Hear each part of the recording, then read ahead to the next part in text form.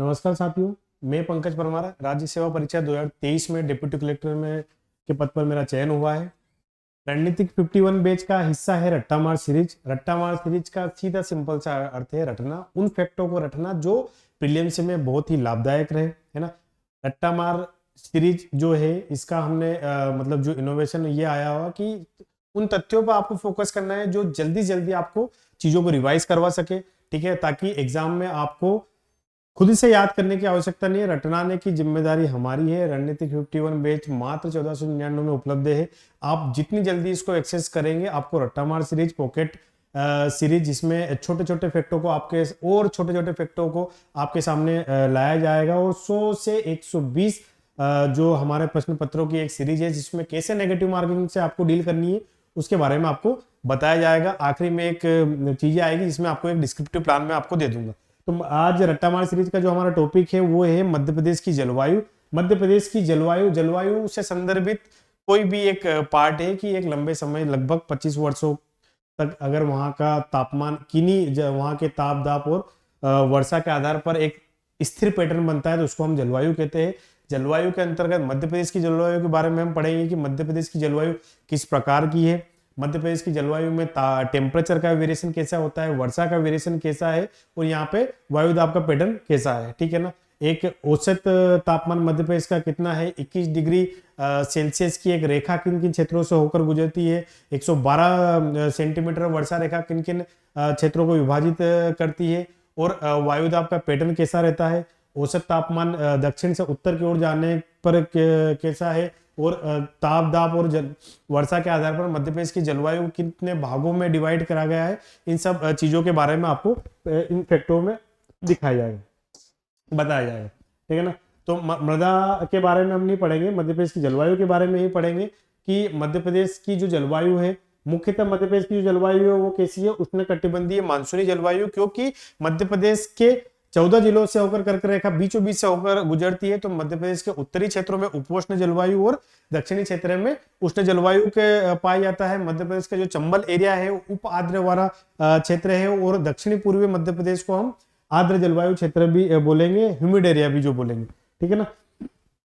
फिर जैसे चंबल क्षेत्र ग्रिड जलवायु, ग्रिड क्षेत्र का भी एक पार्ट है ना। तो कोपेन के अनुसार मध्य प्रदेश की जलवायु को कितने भागों में बांटा गया है, तो कोपेन के अनुसार मध्य प्रदेश की जलवायु को 3 भागों में बांटा गया है। ये भी आपको याद रखना, प्रीलिम्स का फैक्ट है। थॉर्नवेट के अनुसार कितने भागों में बांटा गया है, और ART एवं सीमन्ना के आधार पर कितने भागों में बांटा गया है, इन सब फैक्टों के बारे में आपको पढ़ेंगे, ठीक है ना। तो एक जलवायु की विशेषता है कि कौन सी जलवायु को क्या क्या बोला जाता है। तो पहला जो मेरा फैक्ट है वो ये है कि विशेषता, जलवायु विशेषता, उष्णकटिबंधीय जलवायु को क्या बोलते हैं, है ना, कि उष्णकटिबंधीय जलवायु किन क्षेत्रों में है। जब हम जलवायु का एक पैराग्राफ पढ़ेंगे तो 0 से 10 वाले क्षेत्रों को उष्णकटिबंधीय पढ़ेंगे, है ना। जब आपने उसका एक पैराग्राफ पढ़ा होगा कोपेन के वर्गीकरण के अनुसार कौन सा क्षेत्र किन किन भागों में आता है, ठीक है। तो मध्य प्रदेश को ताप दाब और वर्षा के आधार पर 3 भागों में बांटा है। मध्य प्रदेश में मुख्यतः 3 ऋतुएं होती है, एक ग्रीष्म ऋतु, वर्षा ऋतु और शीत ऋतु। ग्रीष्म ऋतु का जो पैटर्न चलता है मार्च से लेके मध्य जून तक चलता है। फिर उसके बाद वर्षा ऋतु आती है मध्य जून से लेके मध्य अक्टूबर तक। फिर शीत ऋतु आती है मध्य अक्टूबर से लेकर फरवरी मार्च तक, ठीक है ना। इसके अंतर्गत तापमान, दाब और वर्षा का वितरण कैसा रहता है, मुख्यतः 3 पैटर्न ही आपको देखने को मिलेंगे। कोपेन के अनुसार मध्य प्रदेश में 3 प्रकार की जलवायु पाई जाती है, वो कौन कौन सी है ये मैं आपको, ये ब्लू वाला पैटर्न से तो बहुत परेशान हो गया हूँ।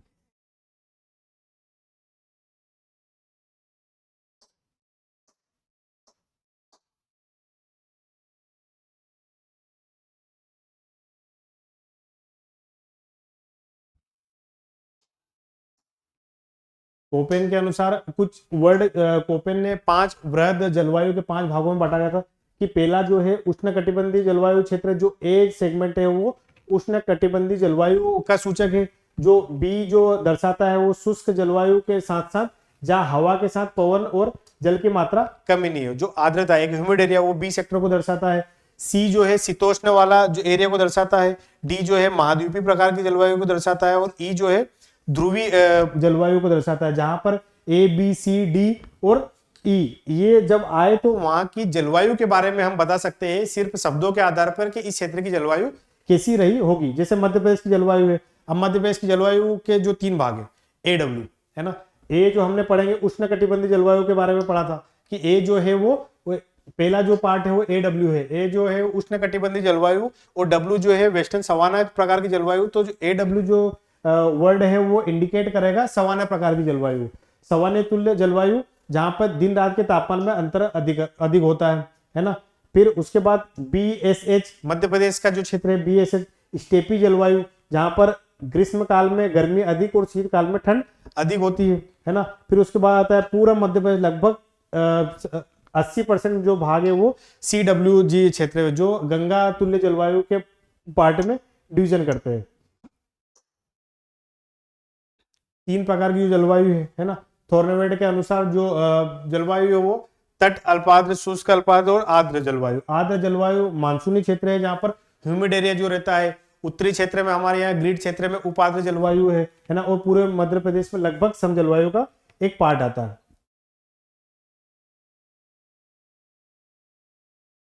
ऋतु है, मध्य प्रदेश में जो ऋतु है उनके नाम अलग अलग है। पहले ही मैंने बताया था कि जलवायु की जो ऋतु है वो 3 ऋतु है, ग्रीष्म ऋतु, शीत ऋतु और वर्षा ऋतु। उनके पार्ट भी मैंने बताया था। जो ग्रीष्म ऋतु है मध्य मार्च से लेके मध्य जून तक, जो वर्षा ऋतु है मध्य जून से लेके मध्य अक्टूबर, लगभग 15 अक्टूबर तक चलती है। फिर जो शीत जलवायु जो है वो शीत ऋतु जो है 15 अक्टूबर से लेके फरवरी तक चलते रहते हैं। मध्य प्रदेश में ग्रीष्म ऋतु को युनाला, वर्षा ऋतु को चौमासा और शीत ऋतु को वर्षा ऋतु को चौमासा और शीत ऋतु को मावठा कहा जाता है। ठीक है ना, ये पार्ट है, कब से कहां तक है, डिवीजन भी है। उपनाम जो है उनाला, चौमासा और सियाला, ये मैंने आपको बता दिया। ठीक है ना, कौन एक टाइम पीरियड बता दिया कब से कहां तक है। इसी के आधार पर फसल पैटर्न भी चलता है कि ग्रीष्म ऋतु में कौन सी फसलें जो होती है, खीरा, ककड़ी, जो लौकी वगैरह है ग्रीष्म ऋतु में होती है ना। फिर उसके बाद जो खरीफ की फसलें वो अपने वर्षा ऋतु में होती है, और जो रबी की फसलें वो हमारी शीत ऋतु में होती है। ठीक है, मध्य प्रदेश में टेम्परेचर का भी एक अलग डिवीजन है कि टेम्परेचर हम दक्षिण से उत्तर की ओर जाएंगे तो टेम्परेचर किस प्रकार का मिलेगा हमको। मध्य प्रदेश की जो जलवायु है उष्ण कटिबंधीय मानसूनी जलवायु है, जहां पर तापमान के बारे में विविधता हमको देखने को मिलेगी, है ना। जो उत्तरी क्षेत्र है जहाँ पे हमारा मध्य भारत, बुंदेलखंड, रीवा, पन्ना, वहाँ पे महाद्वीपीय प्रकार की जलवायु है। जो हमारी नर्मदा सोन घाटी जो क्षेत्र है वो उष्ण कटिबंधीय क्षेत्र में आता है, क्योंकि कर्क रेखा के दक्षिण में है। मालवा का पठार में सम प्रकार की जलवायु, मतलब यहाँ पर एक तापमान में विविधताएं हमको देखने को मिलेगी, है ना। मध्य प्रदेश में जो सर्वाधिक तापांतर हमको देखने को मिलेगा मार्च में, और सर्वाधिक तापमान हमको देखने को मिलेगा मई में। मई का महीना पूरे मध्य प्रदेश में लगभग 40 डिग्री सेल्सियस के जो तापमान है उसको पार करके होता है, और एक एवरेज जो तापमान है वो 21 डिग्री सेल्सियस की जो रेखा है मध्य प्रदेश के किन किन जिलों में होकर बढ़ेगी।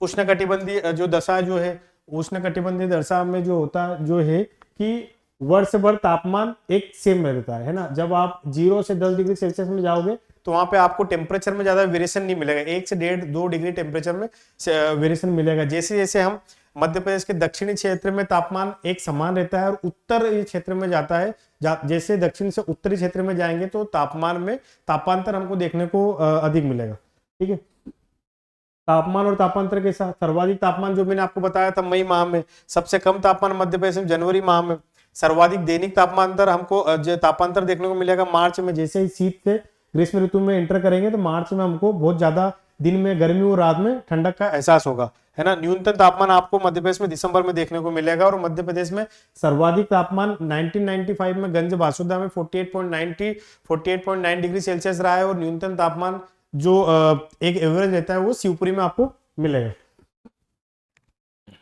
जो आइसोथर्मल लाइन है वो 21 डिग्री सेल्सियस की है मध्य प्रदेश में। ये पीएससी द्वारा पूछा गया एक क्वेश्चन है कि आइसोथर्मल लाइन 21 डिग्री सेल्सियस की है ना। फिर मध्य प्रदेश में जो द्वितीय ग्रीष्म ऋतु सितंबर अक्टूबर, जिसे क्वार की उमस भी बोलते हैं, क्वार माह जिसको जो बोलते हैं, वहां पर हम द्वितीय गर्मी का भी इसको बोलते हैं कि द्वितीय ग्रीष्म ऋतु सितंबर अक्टूबर में आती है, क्वार माह में, है ना। फिर सर्वाधिक तापमान जो है गंज बासुदा विदिशा में, वो न्यूनतम तापमान शिवपुरी में भी है। सर्वाधिक तापांतर आपको जो जिले हैं वहां पर ग्वालियर और पचमढ़ी, ग्वालियर में सर्वाधिक तापांतर कि दिन और रात के तापांतर अधिक मिलेगी, और पचमढ़ी में भी आपको सर्वाधिक तापांतर, क्योंकि पहाड़ी वाला एरिया यहाँ पर आपको देखने को मिलेगा। फिर सर्वाधिक वार्षिक तापांतर जो है मध्य प्रदेश के उत्तरी भाग में आपको दिन के तापमान और रात के तापमान में कभी कभी 10 से 15 डिग्री सेल्सियस का भी डिफरेंस मिलेगा। वो दक्षिण में जैसे जैसे जाते जाएंगे वार्षिक तापांतर में आपको कमी देखने को मिलेगी, क्योंकि एक एवरेज टेम्परेचर इंक्रीज होता हुआ दिखेगा। मानसून जो है ग्रीष्मकालीन मध्य प्रदेश में, इसका एक फैक्ट याद रखना कि मध्य प्रदेश में ग्रीष्मकाल है ना, मध्य प्रदेश में मानसून दक्षिण पश्चिम मानसून से वर्षा होती है, और मध्य प्रदेश में अरब सागर और बंगाल की खाड़ी दोनों से ही वर्षा होती है, पर अधिकतम जो वर्षा होती है वो बंगाल की खाड़ी से होती है। ठीक है ना। दक्षिण पूर्वी और उत्तर पश्चिम में वर्षा में कमी देखने को मिलेगी। जो दक्षिणी पूर्वी क्षेत्र है वहां पे वर्षा अधिक, और पश्चिमी झाबुआ अलीराजपुर क्षेत्र में वर्षा की कमी देखने को मिलेगी। ठीक है ना। एक एवरेज वर्षा 100 यहाँ पर 100 से 125 सेंटीमीटर दक्षिण पूर्वी में हमको देखने को मिलेगी। ठीक है। और 50 से लेकर 75 तक ये जो पश्चिमी मध्य प्रदेश है यहाँ पर आपको देखने को मिलेगा। वर्षा की जो एक औसत वर्षा जो मध्य प्रदेश में है वो है 112 सेंटीमीटर। ये आपको याद रखना। आइसोथर्मल लाइन आपने 21 डिग्री सेल्सियस की है, वो याद रखना। मध्य प्रदेश का औसत वर्षा जो है 112 सेंटीमीटर है, वो आपको याद रखना। ठीक है। फिर शीतकाल में जो वर्षा होती है वो मावठा है ना, जिसे मावठा बोलते हैं, जिसका उपनाम जो है वो मावठा, जिसे ग्रीष्म ऋतु को क्या बोलते हैं, यूनाला बोलते हैं, वर्षा ऋतु को चौमासा बोलते हैं, और शीत ऋतु को मावठा बोलते हैं। वो मावठा जो होता है मध्य प्रदेश में, जो शीत ऋतु में जो वर्षा कराता है, वो पछुआ जो पवने हैं पश्चिमी विक्षोभ है उसकी वजह से वर्षा होती है। ठीक है। ये अरब सागर की शाखा का एकता, बंगाल की शाखा बालाघाट में 150 सेंटीमीटर। ये मैंने आपको बताया था कि एक 112 सेंटीमीटर की लाइन है, पूर्वी मध्य प्रदेश और पश्चिमी मध्य प्रदेश को डिवीजन करती है। जो पूर्वी मध्य प्रदेश वाला एरिया है वहां पर लगभग 100 से 140 सेंटीमीटर की वर्षा होती है। जो लाइन डिवीजन करती है 112 सेंटीमीटर वाली, जिसको हम जबलपुर से भोपाल के बीच की एक लाइन है जो 112 सेंटीमीटर करती है, उससे पीछे जो मालवा के पठार वाला जो क्षेत्र है वहां पर 75 से 100 सेंटीमीटर, 50 से 100 सेंटीमीटर के बीच में वर्षा होती है। मध्य प्रदेश में सबसे कम वर्षा भिंड के गोहद में 55 सेंटीमीटर होती है, और सर्वाधिक जो वर्षा होती है वो पचमढ़ी 199 सेंटीमीटर होती है ना। वर्षा की परिवर्तनशीलता में भी एक शब्द है कि वर्षा का औसत से अधिक होना और कम होना दोनों में डिवीजन है। जैसे भिंड के गोहद और यदि पचमढ़ी के बारे में दोनों की चर्चा करूं तो वर्षा की परिवर्तनशीलता बहुत ज्यादा है, कहीं कहीं बहुत ज्यादा हो रही है और कहीं कहीं बहुत कम होती है, तो उसको एक वर्ड है परिवर्तनशीलता, उसके हम कनेक्ट करेंगे।